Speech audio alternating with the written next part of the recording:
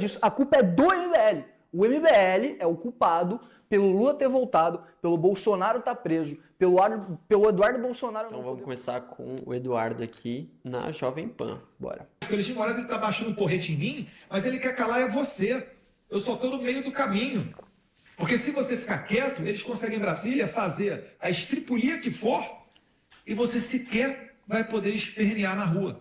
Então é contra tudo isso aí que eu tô lutando e por isso que no final da minha declaração que eu coloquei na minha rede X, Bolsonaro SP, eu digo lá que o único capaz de reverter essa situação chama-se Flávio Nantes Bolsonaro, porque ele é o único anti-establishment.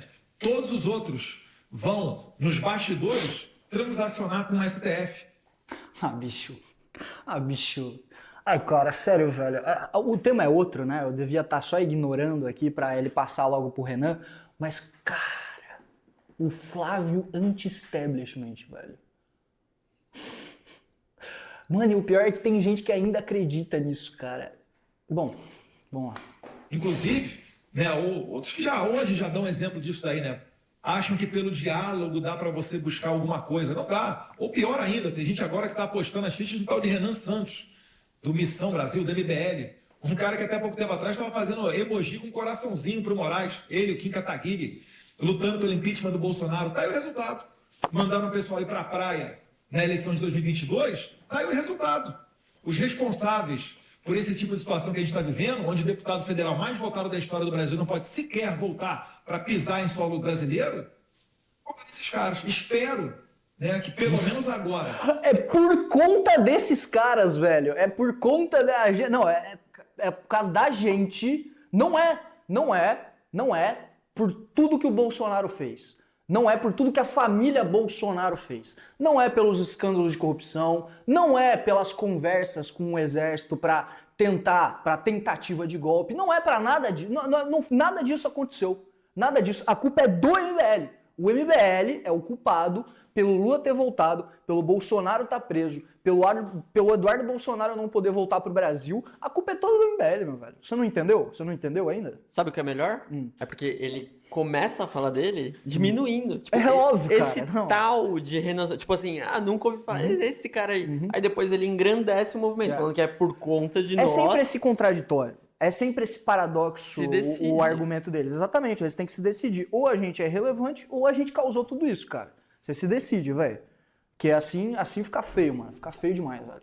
Que a situação, a água tá batendo no pescoço, essas pessoas não, que delas eu não espero nada. Mas de quem foi enganado por elas, põe a mão na consciência e entenda que só tem um caminho nessa eleição. É Lula ou Flávio. E certamente não é com Lula que a gente vai, porque o Lula significa a continuidade dessa ditadura do judiciário. Ó, agora vamos reagir ao presida, né? Respondendo aí esse trecho aí do Eduardo, né? Vamos lá. Eduardo Bolsonaro perdeu a linha e resolveu me atacar no programa da Jovem Pan. Ou pior ainda, tem gente agora que tá apostando as fichas no tal de Renan Santos, do Missão Brasil, do MBL. Um cara que até pouco tempo atrás estava fazendo emoji com um coraçãozinho pro Moraes. Ele, o Kim Kataguiri, lutando pelo impeachment do Bolsonaro. Tá aí o resultado. Mandaram o pessoal ir pra praia na eleição de 2022. Tá aí o resultado. Os responsáveis. De acordo com ele, eu sou responsável pela derrota do pai dele em 2022 e também mando coraçõezinhos pro Alexandre de Moraes. Então eu resolvi refrescar tua memória, Eduardo. A primeira coisa, quem tem relações muito sujas com a STF é tua família. Vamos começar pelo Flávio, que é candidato. Ele foi salvo da cadeia por conta de uma decisão do Dias Toffoli. Sabe o Dias Toffoli do PT? Ele tirou as provas obtidas do COAF contra ele e contra todos os outros que estavam no Petrolão. Duro, né? Mas não terminou aí. Depois ele foi salvo pelo Gilmar Mendes, que resolveu tirar lá do Tribunal de Justiça do Rio de Janeiro o caso das rachadinhas. Ali ele ficou muito grato pro Gilmar Mendes, a ponto da tua família toda ter pedido voto para o irmão do Gilmar Mendes numa eleição lá em Mato Grosso. Acha que terminou? Nada disso. Olha o teu pai falando com você sobre não bater no Gilmar Mendes. Dá uma olhada.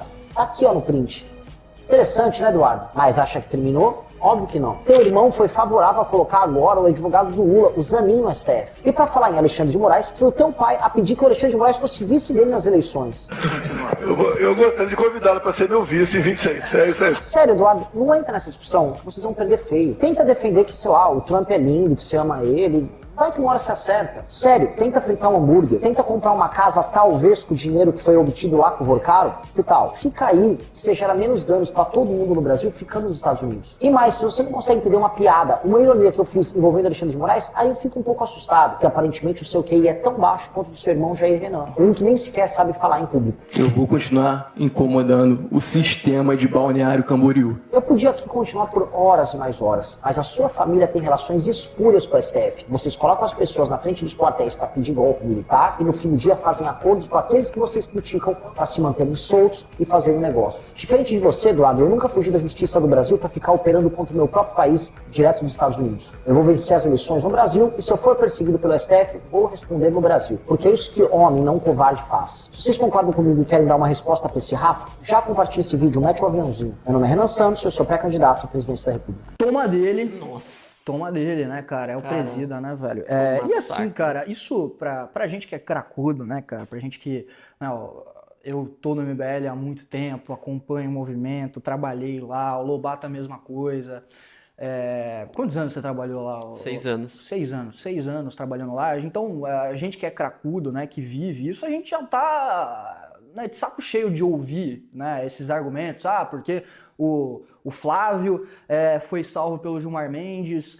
Cara, tudo isso a gente já sabe, tudo isso a gente já ouviu 1 milhão de vezes, mas muita gente não sabe na realidade, né? Ou pelo menos ouviu sobre isso, né, no período ali do governo Bolsonaro, só que não se importou por conta, né, daquele motivo que eu já falei pra vocês, né, que eu trago, né, o Jonathan Haidt de novo, com aquele livro Mente Moralista dele, que ele fala que as opiniões morais das pessoas, elas não são tomadas de maneira racional. Isso não é só com o bolsonarista não, tá? Isso aí é com você, isso aí é com o PhD, tá? As pessoas, elas já têm opiniões constituídas e quem decide a opinião por elas é justamente a emoção. Depois ela utiliza a razão para justificar a própria opinião. Então a razão dela, ela não é uma variável para definir para onde que ela vai tomar a sua opinião, e sim a emoção. Então a pessoa ouviu essas informações aí sobre o Flávio, ou sobre a família Bolsonaro de maneira geral, mas ela cagou para isso. Ela cagou, por quê? Porque ela estava emocionalmente vinculada à família. Porque ela via a família, ela via o mito como o mito, como o cara que ia salvar o PT. Então ela estava num vínculo emocional ali tão forte que não permitia com que a razão dela entrasse em jogo para entender, olha, né, são corruptos. Tudo menos anti-establishment esses caras são. Na prática, a gente sabe o que eles são. Eles são do centrão. Eles são aquilo que existe no Brasil, que hoje a gente classifica como centrão, mas que existe no Brasil há muito tempo. É o que o Raimundo Faoro chamava de estamento burocrático, é o que é o que o Sérgio Buarque Holanda chama das elites patrimoniais, né? Então, isso sempre existiu. São as elites que não têm posição sobre porra nenhuma, mas fingem ter posições para benefício próprio, né? Inclusive, eu falei...